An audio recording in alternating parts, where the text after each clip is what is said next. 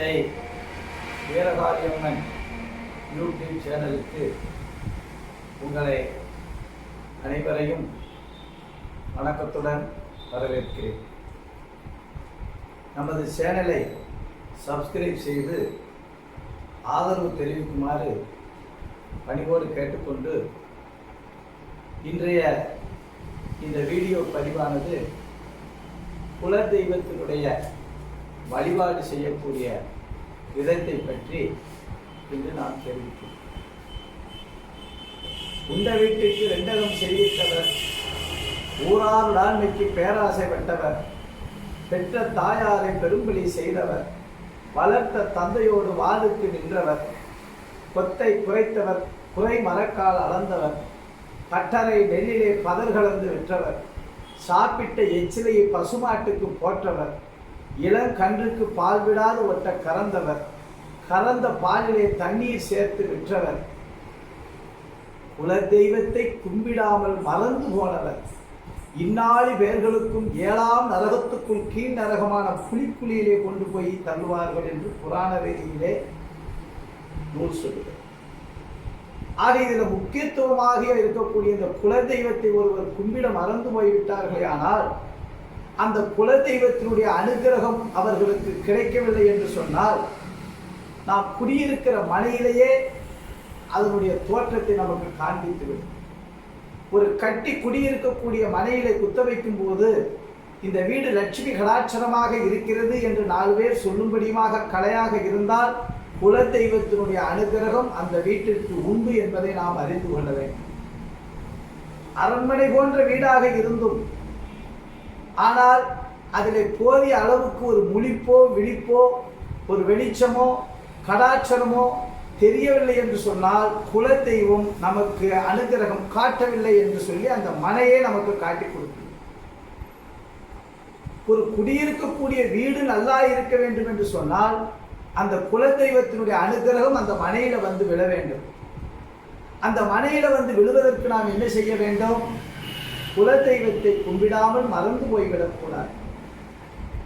மகா சிவராத்திரி நன்னாளில் குலதெய்வத்தை வருடத்திற்கு ஒரு முறைதான் கும்பிட வேண்டும் என்று கிடையாது. நமக்கு சந்தர்ப்பங்கள் வாய்க்கவில்லை என்று சொன்னால் ஒவ்வொரு மாதத்தில் வரக்கூடிய அமாவாசை அன்று அந்த குலதெய்வத்துக்கு பாலாபிஷேகம் செய்வது மூலியமாக அந்த குல தெய்வத்தினுடைய அனுகிரகம் நமக்கு பரிபூரணமாக இருக்கும். அந்த குலதெய்வத்தினுடைய அனுகிரகம் கிடைக்கவில்லை என்று சொன்னால் வீட்டிலே திருமணத்தடை ஏற்படும், பொருளாதாரத்தடை ஏற்படும், நோய் நொடி நொம்பரம் சஞ்சலம் துன்பம் துயரம் கண்ணீர் நாவே திட்டுமுறப்பாடு ஊழைகள் அத்தனையும் வந்து சேரும். ஆக உள்ளூரிலே இருக்கக்கூடிய கிராம தேவதைகளுக்கு நாம் முக்கியத்துவம் கொடுப்பது போல ஒவ்வொரு குடும்பத்தாருக்கும் குலதெய்வம் என்பது ரொம்ப ரொம்ப அவசியம். குலதெய்வத்துக்கு அடுத்தபடியாக இருப்பது வீட்டிலே இருக்கக்கூடிய கன்னி தெய்வம் என்று சொல்லுவார்.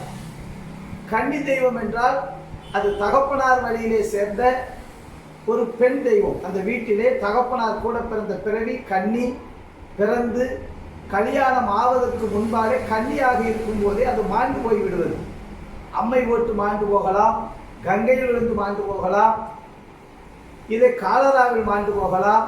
இப்படி மாண்டு போன தெய்வத்தையும் பெண் தெய்வமாக நாம் கணக்கில் எடுத்துக்கொண்டு வருடத்திற்கு ஒரு முறை கண்டிப்பாக ஒரு சேலை எடுத்து வைத்து ஆடி மாத கடைசி வெள்ளி அல்லது கிராம தேவதைகளுக்கு பொங்கல் நடக்கக்கூடிய திருவிழாவன்று நம்ம வீட்டில் கும்பம் வைத்து சேலை வைத்து படையல் சைவ படையலிட்டு வழிபடுவதன் மூலியமாக அந்த குலதெய்வத்தினுடைய அனுகிரகத்தோடு பெண் தெய்வத்தினுடைய அனுகிரகம் நமக்கு வலது பட்சத்தில் குத்த வைத்து பாதுகாப்பை உறுதி செய்யும்.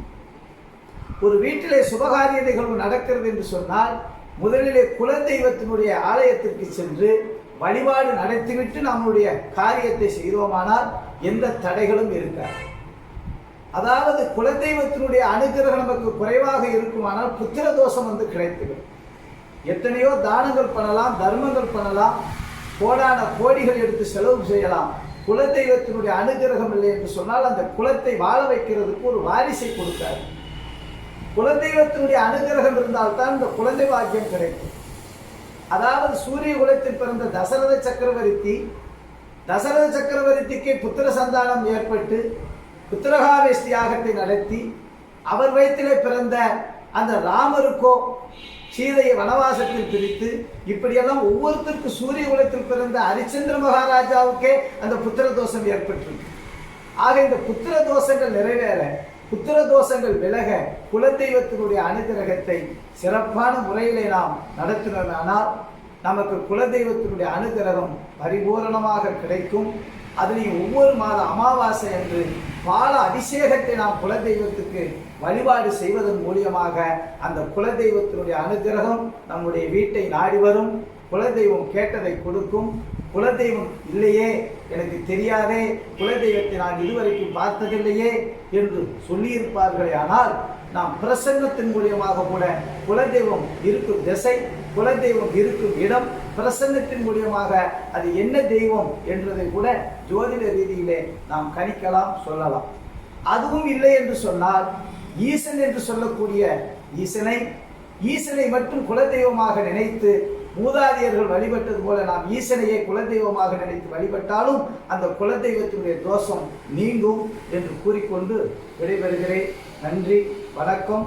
இந்த சேனலை பார்த்து கொண்டிருப்பவர்கள் எங்களுக்கு பக்கபலமாக இருந்து ஊக்குவிப்பு செய்வதற்காக சப்ஸ்கிரைப் பண்ணுமாறு பரிவோடு கேட்டுக்கொள்கிறேன். ஜெய் வீரகாளியம்.